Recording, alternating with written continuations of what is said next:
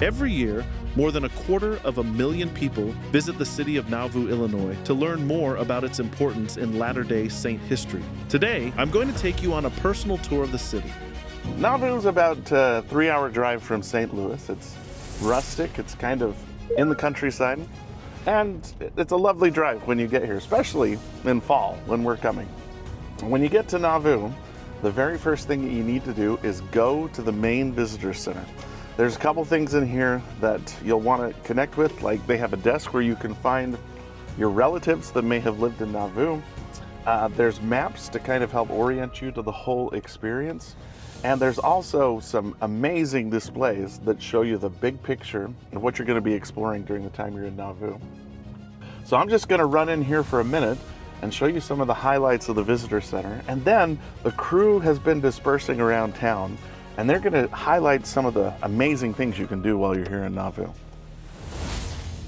My name is Casey Griffiths, and I love learning about church history. Join me as we travel the world and explore the history of the Latter-day Saints. This is Restoration Revealed. Nauvoo is known among Latter-day Saints as the headquarters of the church from 1839 to about 1846. Up on the bluff, there's a beautiful temple and hill, and right here is one of the sunstones from the original Nauvoo temple. There's another one in the Smithsonian in Washington, D.C. But this is just one of the things you can see when you come to Nauvoo and try to learn a little bit about the Latter-day Saints that lived here, and then the whole history of Nauvoo that stretches right up to the present day. So for the next few minutes, me and members of our Scripture Central film crew are going to walk you through some of the experiences that you can have as you come here to Nauvoo, and some of the ways that you can learn about the beautiful history of this city and the surrounding areas. This is what was called South Landing, or Lower Landing in Old Nauvoo. One of the most striking things you'll see when you drive into Nauvoo that's impossible to miss is the beautiful temple that's up on the bluff that overlooks the lower part of the city.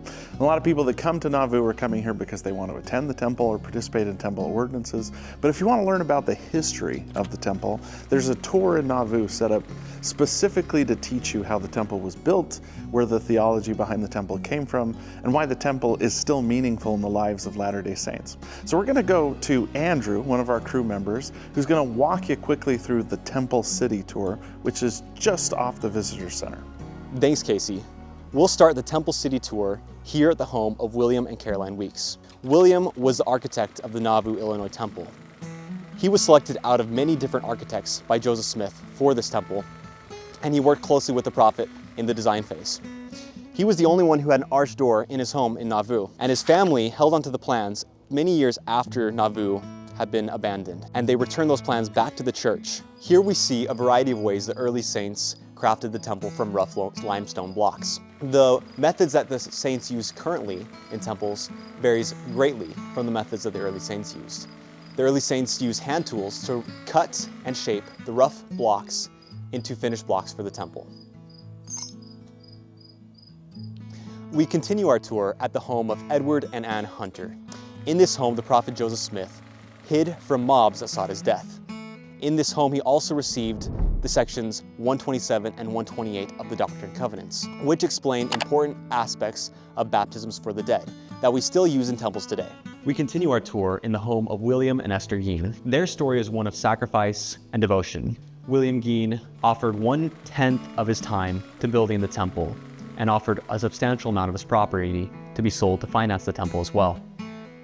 William died before he was able to be sealed to his wife Esther, but Esther later went to the temple and received that sealing by proxy and was sealed to her husband William for time and all eternity.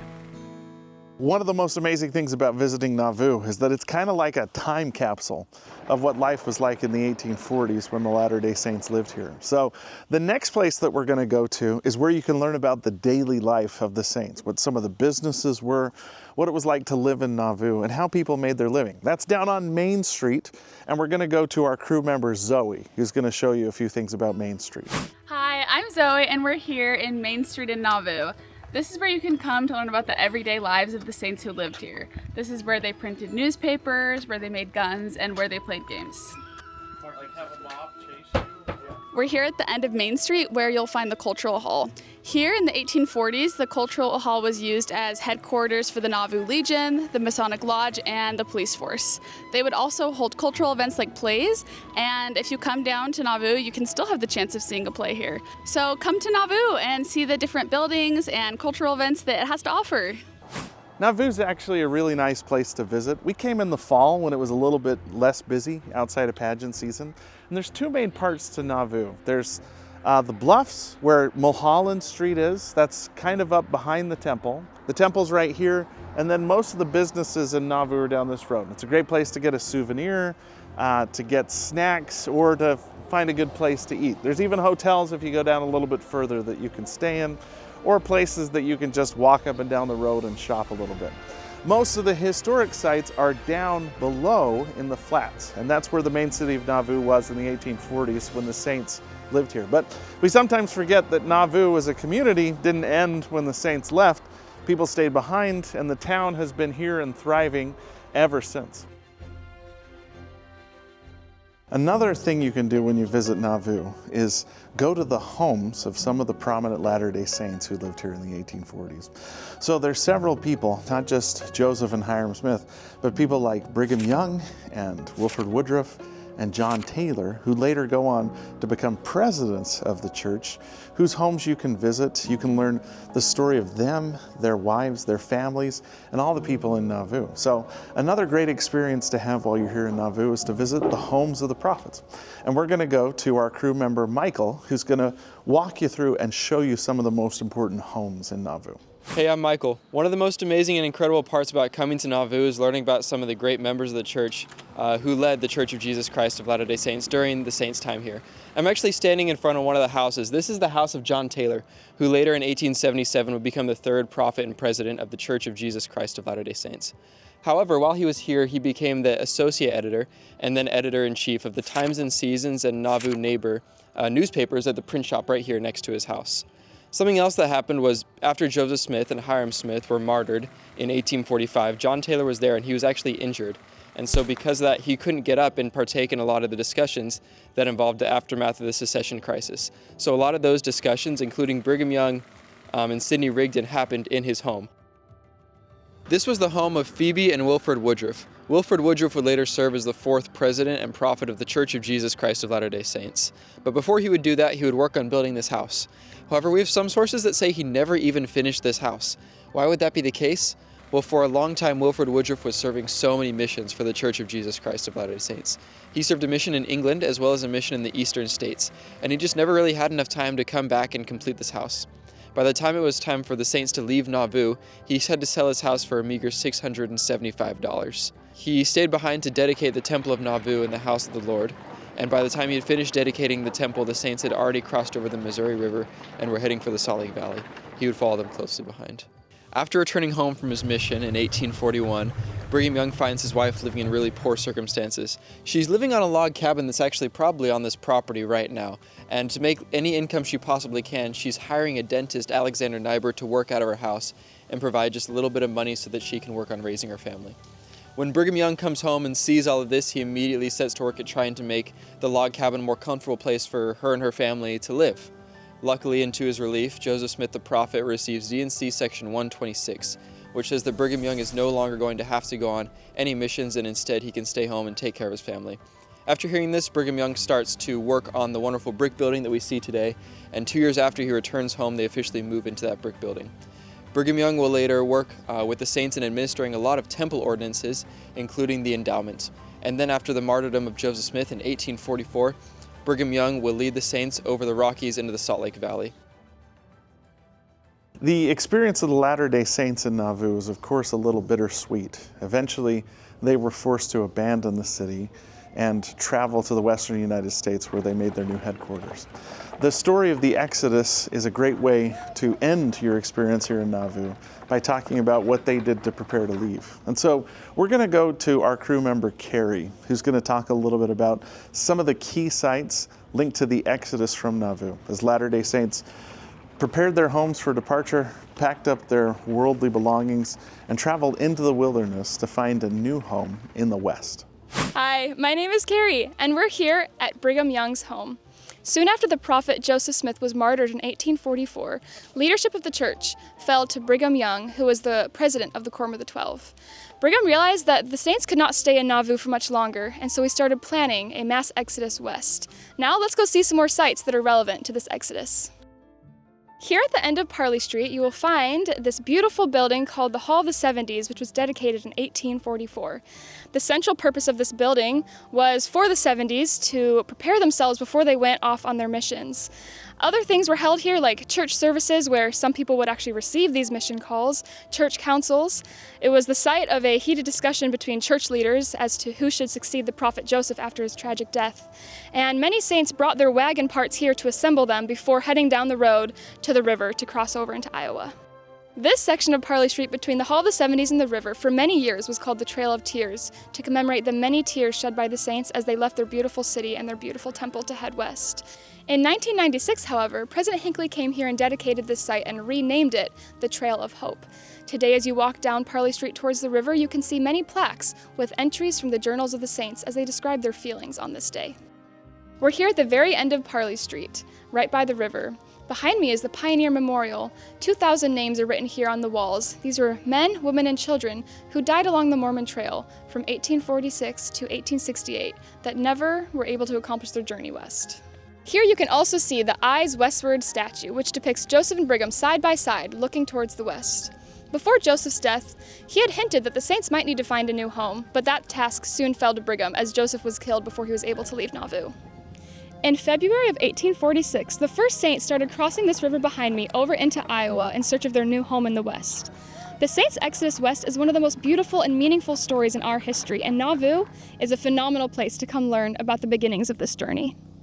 A lot of people that come to Nauvoo to learn stories about Joseph and Emma Smith and the Latter-day Saints who lived here in the 1840s.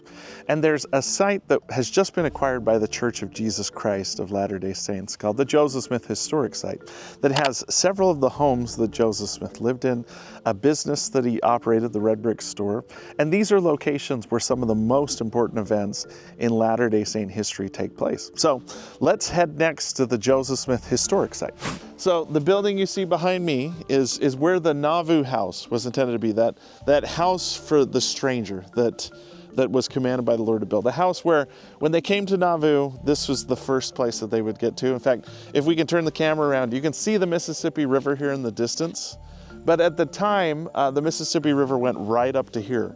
You'd pull up on a boat here, and the idea of the structure of the city was right here at the entrance to the city, there'd be this nice hotel, this place that you could stay, become acquainted with the hospitality of the saints, or if you were a Latter-day Saint convert and you were immigrating to Nauvoo, because they all gathered here, you could have a place to stay while you were finding your next accommodation. So the Nauvoo house is commanded by revelation, but they have limited resources and manpower. They correctly focus on building the temple. They just barely get that done before they're forcibly evicted from Nauvoo. And the Nauvoo house isn't ever finished, but later on, Louis Bideman takes the remnants of the Nauvoo house and uses it to build this Riverside Mansion. This is where Emma Smith lives the final years of her life, and this is where she passes away. The next building that you'd see is this building, which is called the Smith Family Homestead. And you can see half of it looks like a log cabin, half of it looks like a kind of mid-19th century house. That was done deliberately by Community of Christ to illustrate the two Josephs that lived here. Joseph Smith and his family live here almost the entire time they're in Nauvoo. But most of the time, if you hopped off the boat, you'd walk up and the prophet would come out of his house and welcome you. There's dozens and dozens of those kinds of stories where Joseph Smith walked up to the ship and said hi. And this is where Joseph and Emma live. So section 124, the revelation that lays out what Nauvoo is supposed to look like, is probably received in this building. It was one of the only buildings that actually existed in Nauvoo before the saints arrived. And Nauvoo wasn't called Nauvoo, it was called Commerce. And it was sort of an army outpost because the Mississippi River is the edge of the American frontier at the time. So this was the superintendent's house, the army superintendent that lived here. Lived in this space, and when the church purchased the land here, Joseph Smith moves in. But there were people that talked about the lawn of this being filled with people that were sick, because Nauvoo isn't a beautiful place when they get here. I mean, it's beautiful in some ways, but it was a swamp. And so a lot of people are sick with malaria. Eventually, Joseph and Emma actually move out and live in a tent on the property so that they can have more space inside the building for sick people. But after they're able to drain the water off the peninsula, Nauvoo becomes healthier and they move in and this becomes their house. The mansion house is a frame building, so it's not made of brick like the Nauvoo house. They can build it a little bit faster. What you see here is just a portion, like the front part of the mansion house. It originally had an extension on the back that went all the way back to where you can see that fence going, and then turned around and created another wing. And in August of 1843, Joseph and Emma Smith move into this building, and this is where they're going to live until Joseph Smith's martyrdom in June of 1844. So the mansion house, like we said, is meant to accommodate guests. It has larger parlors. It has like 2 parlors on the main floor, and those parlors are where they'll greet people. The most famous person, or the most well-known, is probably Josiah Quincy. Josiah Quincy is the mayor of Boston. The mansion house is where Joseph and Emma live the last year of their life, but less than a year did they live here. And originally this is going to be their bedroom on this side up here. Over here is where their children are going to live. After a little while in the mansion house, Joseph and Emma moved into another room that was originally a servant's quarters. And their children moved into a storage room, and that was so that they could rent these rooms out to people so that they had space for people coming to Nauvoo. This is also where Joseph is living during the final weeks of his life when the Nauvoo Expositor is published, when they're trying to get him to go to Carthage, and this is where he departs from when he goes to Carthage jail, where he and his brother Hiram will be martyred on June 27, 1844. After they're killed, this is also where the bodies are brought back to. And part of this wing that doesn't exist anymore is where they hold a viewing. Everybody, some sources say 20,000 people come to the Nauvoo house and go through to say their final goodbyes to Joseph and Hiram. And then they're buried. Right over there is the final resting place of Joseph Smith, Emma Smith, and Hiram Smith. And it's a beautiful thing to be able to have a moment to come and just reflect on how the teachings of the Restoration have affected your life, and to know that visiting these sites helps you see and learn about some of the key witnesses of Jesus Christ in the latter days. This is the spot where the red brick store of Joseph Smith was built. This is where Joseph Smith's office is that he would work in. This is where he receives the revelation that's now section 132 of the Doctrine and Covenants. On March 17th, 1842, this is where the Relief Society is organized. The Relief Society, this organization for women, meets in the upper floor of the red brick store. Lastly, because the temple up on the bluff takes time to build, the red brick store is also where they do the first ordinances of the temple. They arrange the top of the red brick store to resemble the interior of the temple as closely as they can. And they bring people in here, and in May of 1842, Joseph Smith introduces the first endowments. 9 men receive their endowments. A couple months later, women are inducted into the endowment. And there's a group known as the Quorum of the Anointed that meets in this building and in other places in Nauvoo, and starts to receive and put together the temple ordinances that we're familiar with today. So they'll do things like the endowment, couples will be sealed for eternity. They'll also perform the initiatory ordinances, prayer circles. What happened here really laid the foundation for a lot of the things that we do in the modern church. And because of that, this is a really special place to visit, whether you want to learn about Joseph Smith and his family life, or whether you want to learn about the role of women in Nauvoo, or whether you want to learn about the revelations in Nauvoo that help us understand the nature of eternity and how our families connect together. These sites help teach us all that. So hope you'll come visit, and hope you'll take advantage of the wonderful blessing we have. The missionaries here are wonderful, and they'll tour you through and help you kind of have an experience where you can put yourself into their place and learn a lot about what it was to be an early member of the church and why the gospel of Jesus Christ was so important to all these people.